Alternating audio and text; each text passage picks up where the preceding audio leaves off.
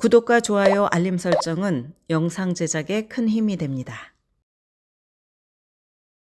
아이비리그 등 탑 대학에 지원하기 위해 최고의 GPA는 가장 기본이 되는 요소라고 할 수 있습니다. 많은 학생과 학부모는 GPA의 중요성을 알지만 탑 대학들이 지원자의 GPA를 어떻게 심사하는지, 그리고 성적표를 볼 때 무엇을 찾는지는 알지 못합니다. 대학들은 숫자 이상의 것을 고려합니다. 전국의 고등학교들은 학교마다 성적을 매기는 시스템이 다르고 상당수는 성적 인플레이션이 있으며 클래스마다 수준이 다르다는 점도 대학은 참고합니다. 아이비리그를 포함해서 탑 대학 진학을 꿈꾸는 고등학생이라면 수업을 선택할 때 GPA에 대해서 다음 내용을 기억을 해야 합니다. 첫째는 나의 GPA가 다른 고등학교 학생의 GPA와 직접적으로 비교되지 않는다는 점입니다. 많은 지원자들이 이 점을 혼동합니다. GPA는 특정 교육 환경 안에서 개인의 학업적 성취를 보여주는 점수입니다. 그러므로 다른 고등학교 학생과 나의 GPA를 비교하는 것은 마치 사과와 오렌지를 비교하는 것과 같습니다. 예를 들어서 A 고등학교는 다수의 AP와 IB, 언어 수업을 제공하는 반면에 B 고등학교는 한정된 AP 수업만 제공하거나 고급 과목을 아예 제공하지 않습니다. 또한 AP나 언어, 레귤러 수업에 부여하는 가산점도 고등학교의 정책에 따라서 다릅니다. 그러므로 A 학교의 학생과 B 학교의 학생이 똑같이 가산점 없는 GPA에서 4.0을 받는다고 해도 가산점이 있는 GPA는 달라질 수가 있습니다. 입학사정관들은 고등학교마다 수업의 강도와 커리큘럼, 성적을 매기는 방침이 다른 것을 잘 알고 있습니다. 그래서 고등학교의 맥락 안에서 학생의 GPA를 심사합니다. 맥락 안에서 심사한다는 말은 지원자의 고등학교가 제공하는 학업적 환경, 그리고 주어진 환경 안에서 지원자가 얼마나 도전적인 수업을 수강했는지를 본다는 뜻입니다. 그러므로 다른 학교의 학생과 나의 GPA를 비교하는 것은 별로 의미가 없습니다.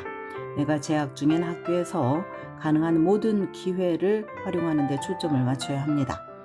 둘째는 전국적으로 GPA 인플레이션이 심화된 것을 대학이 알고 있다는 점입니다.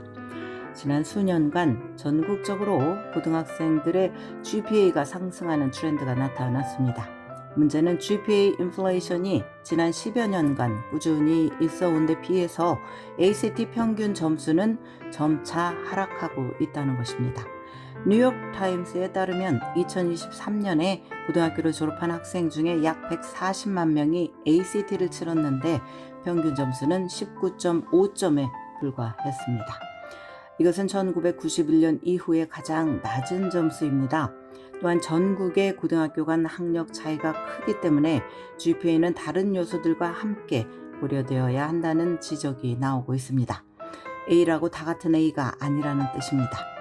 아이비리그와 다른 탑 대학들은 이 같은 트렌드를 잘 알고 있습니다.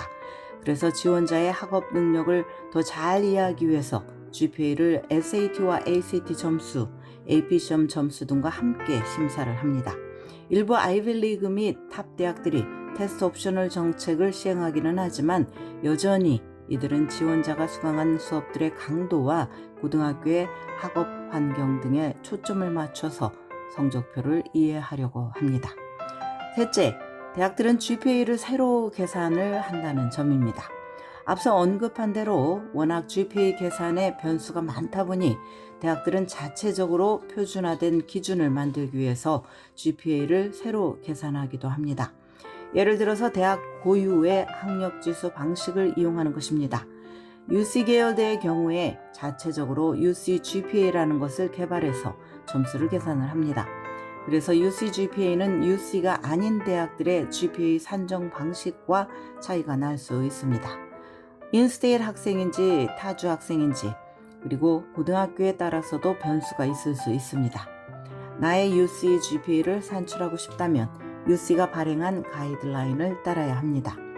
또한 엘리트 대학들은 종합평가를 실시합니다. 이로 인해서 대학들은 학업적 성취에 영향을 주는 추가적 요소들을 고려 대상에 포함을 시킵니다.